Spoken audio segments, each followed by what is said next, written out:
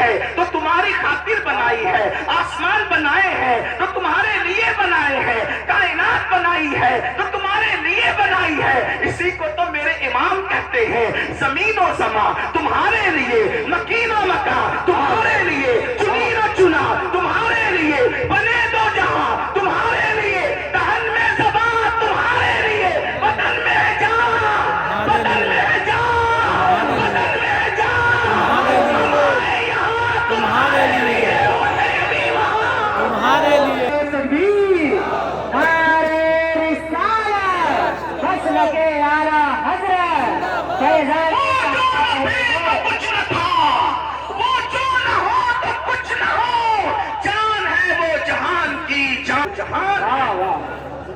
بلکہ عشق والوں کے لیے کیا معیار محبت ہے۔ حضرت سیدنا امام مجدد الفسانی شیخ احمد سرہندی، توجہ فرمائیں، امام مجدد الفسانی شیخ احمد سرہندی فرماتے ہیں کہ میں اللہ کی عبادت کیوں کرتا ہوں۔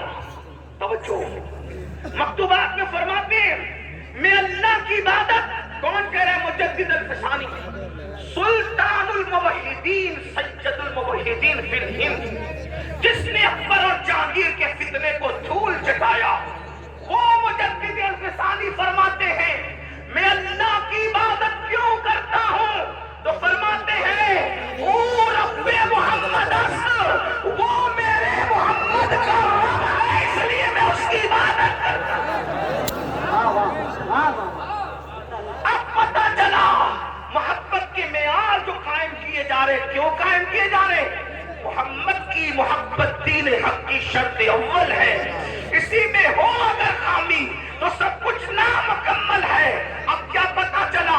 اب جس سے عشق ہوتا ہے، حضور کی محبت جان ایمان ہے، بولو ہے کہ نہیں؟ اگر سچ کہہ رہا ہوں تو مجھے تائید چاہیے، اگر آپ تھک نہیں گئے ہیں تو یاد رکھیے اب بات اوپر کی طرف جا رہی ہے۔ حضور کی محبت جان ایمان ہے، حضور کی محبت عین ایمان ہے، جو حضور سے جتنی محبت کرے گا وہ اتنا پکا مومن ہوگا۔ اور یاد رکھنا، جس سے محبت ہوتی ہے اس کی گلی سے بھی محبت ہوتی ہے، جس سے محبت ہوتی ہے اس کے شہر سے بھی محبت ہوتی ہے، جس سے محبت ہوتی ہے اس کے محبوبوں سے بھی محبت ہوتی ہے، بلکہ عاشقوں کا وتیرہ کیا ہے؟ اللہ اکبر۔ اب توجہ کرنا، آل و اصحاب سے محبت کیوں؟ ارے نادان، ایک چمڑا ہے، اونٹ کسی نے ذبح کیا، اونٹ کسی نے ذبح کیا، بڑا جانور کسی نے ذبح کیا، بیل کسی نے ذبح کیا، اور ذبح کرنے کے بعد اس کا چمڑا بازار میں بکا۔ چمڑا تو چمڑا ہوتا ہے، لیکن کسی خوش نصیب نے اس کے جوتے بنائے، اور وہ جوتے رسول اللہ کے قدموں میں 1 منٹ کے لیے پہنا دیے گئے۔ اندازہ کریں اونٹ کی اوقات کیا ہے، بیل کی اوقات کیا ہے، اور اونٹ کے چمڑے اور بیل کے چمڑے کی اوقات کیا ہے، لیکن وہ چمڑا تھا جو بازار میں بیچا گیا، بے قیمت لوگ اسے سمجھتے تھے، لیکن خوش نصیبی یہ کہ وہ صرف 1 منٹ کے لیے، 1 منٹ بہت بڑی بات ہو گئی، 1 سیکنڈ کے لیے اگر وہ اونٹ کا چمڑا جوتا بن کر میرے نبی کے تلووں کو چوم لیتا ہے تو اب وہ چمڑا نہیں، اب اس کو جوتا نہیں کہتے بلکہ نالین کہہ کے کہتے ہیں۔ جو سر پہ رکھنے کو مل جائے، جو سر پہ رکھنے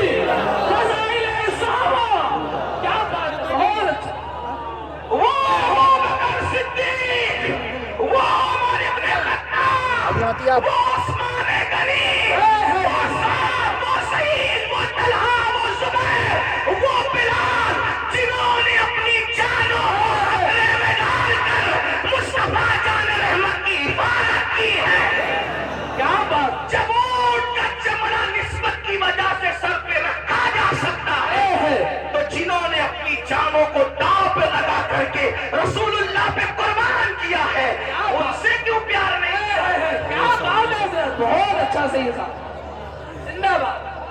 ان سے کیوں پیار نہیں کیا جا سکتا؟ اور آپ کو بتاؤں، میں پھر کہتا ہوں، تعصب نہیں. میرے مولوی صاحب کیا کہہ رہے ہیں یہ نہیں، مولا مصطفیٰ جان رحمت کا فرمان کیا ہے. اب مولوی صاحب کی بات چھوڑو، مولا محمد الرسول اللہ کی بات سنو. ہے آج رسول اللہ کے فضائل پہ تقریر کرنے سب بلائے جاتے ہیں، ہر مکتبہ فکر کے عالم کو بلایا جاتا ہے رسول اللہ کے فضائل پڑھنے. کوئی بھی آتا ہے نذرانہ ملے گا، کھانا ملے گا، عزتیں ملے گی. آؤ، امت میں سب سے پہلے جس نے رسول اللہ کی فضیلت بیان کی وہ خطیب کون تھا؟ کیا بات ہے اللہ زندہ باد. وہ خطیب کون تھا اور اس کو صلہ کیا ملا تھا، اس کو بدلے میں کیا ملا تھا؟ سنو، جس نے سب سے پہلے رسول اللہ کی شان بیان کی ہے، فضیلت پڑھی ہے، اس خطیب کو ابو بکر صدیق کہتے ہیں. خطیب کو ابو بکر صدیق کہتے ہیں. اور پھر ہر خطیب فضیلت پڑھتا ہے تو بن دیکھے پڑھتا ہے. یہ صدیق کی شان تھی ابو قحافہ کے بیٹے کی کہ رسول اللہ دیوار کو، کعبے کی دیوار کو پیٹ لگا کے کھڑے تھے، ابو بکر یار کو دیکھتے جا رہے تھے، شان بیان کرتے جا رہے تھے. کیا بات ہے، بہت اچھا.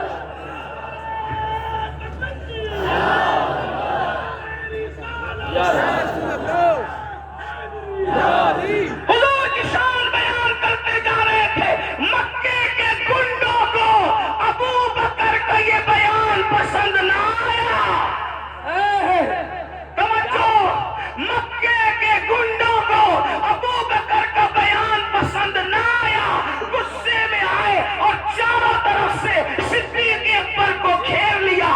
اتنا مارا کہ زمین پہ گرا دیا، اور زمین پہ گرا کر اپنے جوتوں سے اس منہ کو کچلا جس منہ سے ابو بکر رسول اللہ کے فضیلت بیان کر رہے تھے، حضور کی شان بیان کر رہے تھے. مارتے مارتے جب پتا چلا کہ مر چکے ہیں تو چھوڑ کر کے بھاگ گئے. اللہ اکبر. لیکن خدا جسے رکھے اسے کون چکھے. اللہ اکبر.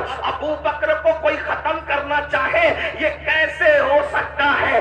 اس لیے کہ وہ تو محمد الرسول اللہ کا یار آسمانوں پر لکھ دیا گیا ہے. اللہ اکبر. ابو بکر صدیق کو مردہ سمجھ کر چھوڑ کر بھاگے. خاندان کے لوگوں نے ابو بکر صدیق کو اٹھایا، اٹھا کر کے لے کر کے چلے، چارپائی پر لٹایا اور دیکھا ابھی زندگی کی رمق باقی ہے، ابھی زندگی کی رمق باقی ہے، سانسیں چل رہی ہے. چاروں طرف سے خاندان کے لوگوں نے صدیق اکبر کو گھیر لیا.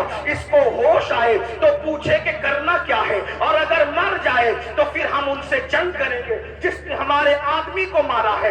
اسلام کی محبت میں نہیں بلکہ خاندانی تعصب کے اندر ان کے یہ جذبات تھے. بہت دیر گزری، یار کو ہوش نہ آیا، ابو بکر کو ہوش نہ آیا. بہت دیر گزرنے کے بعد جب ہوش آتا ہے، اللہ کرے کوئی ہوش سے یہ گفتگو سنے، بہت دیر کے بعد جب ہوش آتا ہے صدیق اکبر کی آنکھیں کھلتی ہے، ابو بکر آنکھیں کھولتے ہیں. خاندان والے خوش ہو کر پوچھتے ہیں ابو بکر کیسے ہو، ابو بکر کیسے ہو؟ صدیق جواب کیا دیتے ہیں؟ پہلے یہ بتاؤ میرا آقا کیسا ہے.